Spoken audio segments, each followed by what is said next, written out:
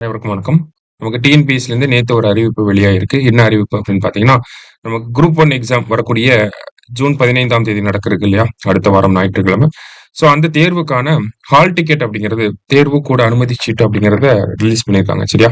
So hall டிக்கெட்ட எப்படி download பண்ணலாம் அப்படிங்கிற ப்ரொவிஷன்ஸையும் குடுத்துருக்காங்க. நம்மளுடைய டிஎன்பிஎஸ்சி லாகின்குள்ள போயிட்டு, அங்க போய் பார்த்தீங்கன்னா, நம்மளோட ப்ரொஃபைல்ல டவுன்லோட் ஹால் டிக்கெட் அப்படின்னு சொல்லி ஒரு ஆப்ஷன் இந்த மாரி ஓப்பன் ஆயிருக்கும். ஸோ அந்த ஆப்ஷன்ல உங்களுடைய அப்ளிகேஷன் ஐடி நீங்க ரெஜிஸ்டர் பண்றப்ப உங்களுடைய அப்ளிகேஷன் ஐடி அப்படிங்கிறது இருந்திருக்கும். ஸோ அந்த அப்ளிகேஷன் ஐடிய போட்டுட்டு, உங்களுடைய டேட் ஆஃப் பர்த் என்ன அப்ளிகேஷன்ல என்ன டேட் ஆஃப் பர்த் குடுத்திருந்தீங்களோ, அந்த டேட் ஆஃப் பர்த் குடுத்து டவுன்லோட் பண்ணீங்க அப்படின்னா, உங்களுடைய அந்த ஹால் டிக்கெட் அப்படிங்கிறது ஓப்பன் ஆயிரும். ஸோ ஹால் டிக்கெட்ல எப்ப என்ன எக்ஸாம் சென்டர் இது எல்லாமே குடுத்துருப்பாங்க. சரியா? ஸோ முன்னாடிலாம் பார்த்தீங்கன்னா, ஹால் டிக்கெட் அப்படிங்கிறது ஒரு 4, 5 பேஜுக்கு இருக்கும். ஓகேவா? அதுல எத்தன பேஜ் பிரிண்ட் அவுட் போடுறது அந்த பஞ்சாயத்துலாம் வேற வரும். ஸோ இப்ப பார்த்தீங்கன்னா, நமக்கு அந்த ஹால் டிக்கெட் அப்படிங்கிறது ஒரே பேஜ் தான் குடுத்துருக்காங்க. ஸோ ஒரே ஒரு A4 ஷீட்ல பிரிண்ட் அவுட் எடுத்து வச்சுக்கோங்க. கண்டிப்பா எக்ஸாமுக்கு போறப்ப ஹால் டிக்கெட்ட எடுத்துட்டு போயிருங்க. அதே மாரி அந்த எக்ஸாம் ஹாலோட அந்த இன்விஜிலேட்டர் இருப்பார் இல்லையா?